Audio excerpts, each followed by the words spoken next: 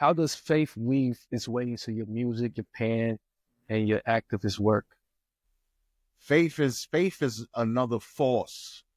Like there's forces in this world that we attribute to things that we don't really understand because we have a low level of understanding or a limited level of understanding by design.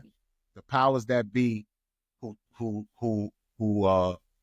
you know control the religions and the academia, they're not giving us the true meaning of these powers. Faith is a force. It's not something to believe. I'm gonna say that again. Faith is a force. It's not something to believe, because belief has no ground. The waivers. Belief, you can believe whatever you want to believe, but is it fact? Is it real? Is it tangible? That's the difference between being a scientist and being a believer. A believer can believe that the sky is red and elephants are raining from the clouds. A believer can go all the way with that belief until the day they die. But what is really the facts? So faith is a force that I use. I have faith in my higher power. I have faith in myself. And then I have faith in my people. So that's why I do what I do. And I go against the odds every day. Everything I create is going against the odds. Like, you know what I'm saying? I don't have the diamonds and all. I'm not doing all that. I want to attract who has that same faith. You understand? So everything ain't, I ain't for everybody. I ain't for everybody. I'm cool with that. That's not why I'm here.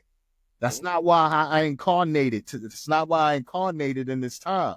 I incarnated in this time to bring exactly what I'm bringing and to do exactly what I'm doing.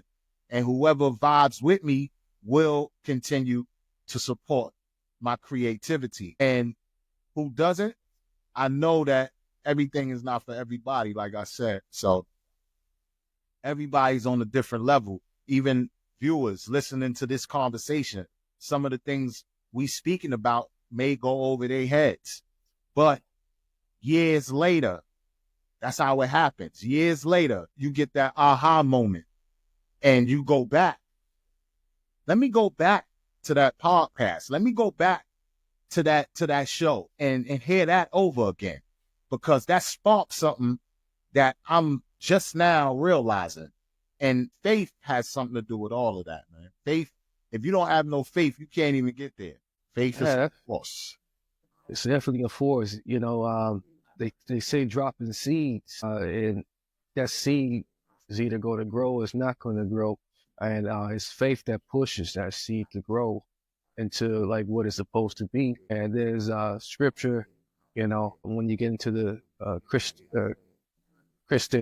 or however you want to put it, the Christ frequency, that you know, he says that a mustard seed can move a mountain. So that was the hint right there. That was the hint. You know, you know, you can't sit up there and believe and try to manifest the mountain. You have to go, you know, go do it, go see it, you know, take the seeds that have been dropped into you and move it. And move it. Movement. Movement, man. People don't understand. Yeah. They got us complacent. They got us praying and waiting for God to, and Allah's like, I gave you the power of choice. I gave you the power of creation. I gave you the power of movement. You know what I'm saying? And we talk about Christianity, right? I'm part of the Moorish Science Temple of America. It's only my duty to mention the Moorish Science Temple of America. I'm a missionary, speaker, and teacher from the Moorish Science Temple of America. This is my feds right here. You know what I'm saying? Marcus Garvey, one of our forerunners, Noble Jew Ali, the Honorable Noble Jew Ali. If we didn't have real quick, Noble Jew Ali, he don't get no props. But if it wasn't for Noble Jew Ali, we wouldn't have Master Fard Muhammad. We wouldn't have Elijah Muhammad. We wouldn't have had Malcolm X. We wouldn't have had Jeff Fort. Let's talk about Jeff Fort in Chicago. A lot of people, he's doing life in prison right now, and they always pumping. He was a gangster. Nah, he was a revolutionary leader at that time. You understand? All of these brothers have some connection to the Moorish Science Temple of America and being a Moor. Elijah Poole Bey, like my name is Demetrius Bey. Elijah Muhammad, original name is Elijah Poole Bey because he was part of the Moorish Science Temple of America. Jeff Fort, the chief, was part of the Moorish Science Temple of America. The fort that they had in Chicago was for the Moors, the Fezzes. So I bring that up to say that Moorish science is something that Noble Drew Ali brought from the East to the West, 1920, at a time when we was coming out of slavery. We couldn't read and write. There was a lot of things happening. And this man is bringing Islamism, the culture. A lot of people understand you have Islam, the religion, but then you have Islam, the culture. Religions come from cultures. Cultures birth religions and not the other way around. Right. You understand? So Islam was a culture before it became a secular religion. You understand? So Islamism is that culture. And Moorish science deals with Islamism. Moorish science, we study Yahshua, not Jesus, because Jesus is a character that's blonde-haired, blue-eyed. Subconsciously, when you hear Jesus, you see a blonde-haired, blue-eyed man. But when you hear Yahshua, that's his true and real identification name, and you're going to deal with his true appearance. Hair of wool, skin of bronze, copper colored. You understand? So when we deal with Yahshua, we deal with Confucius, another man who brought the science of the chi. Confucius was a Moor. He was a Asian, slanted eyes, everything Asian, but his skin had melanin. Yeah. He was a Moor. Muhammad, we follow Muhammad and the teachings of Muhammad, the Prophet Muhammad. And we follow Buddha. That's 4 directions: east, west, north, south. Just like you have the 5 fingers of death. Mm-hmm. To master martial arts, you have to learn the 5 techniques. It's the same type of science. The 4 sciences that we deal with is Buddha, and Buddha teaches us detachment, the science of the breath, and the science of not connecting yourselves to the things of the world. Separating yourself from the things of the world that drag you down. Buddha brought a science, Muhammad brought a science. So no one prophet has it all. So what are we really fighting about? What is really all the religions fighting about?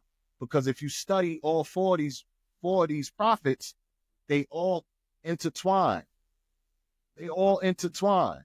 You know what I'm saying? They speak about Yahshua going on a pilgrimage to Tibet and learning and sitting down with the masters in Tibet.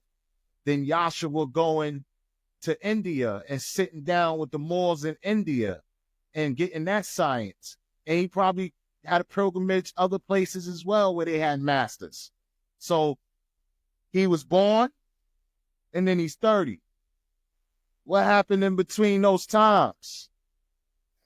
That was his pilgrimage. That's when he was learning from all sciences and cultures from around the world. And that's how he became a master of all sciences and cultures around the world.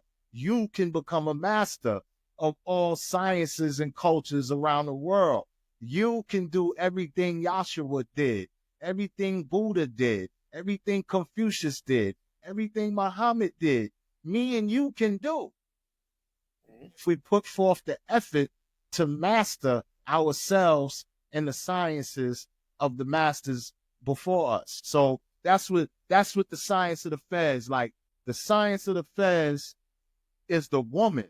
The woman. We wear the woman on our head, because we know the melanin woman is the one who brings about the future, which is the children and the sustenance that brings the children life, whether it's intellect, emotional intelligence, spiritual intelligence. We honor our women in Moorish science, unlike black culture and nigger culture, who degrades their women because they're taught to degrade their women. But your woman is the key to our salvation. Our women are the keys to our salvation and redemption.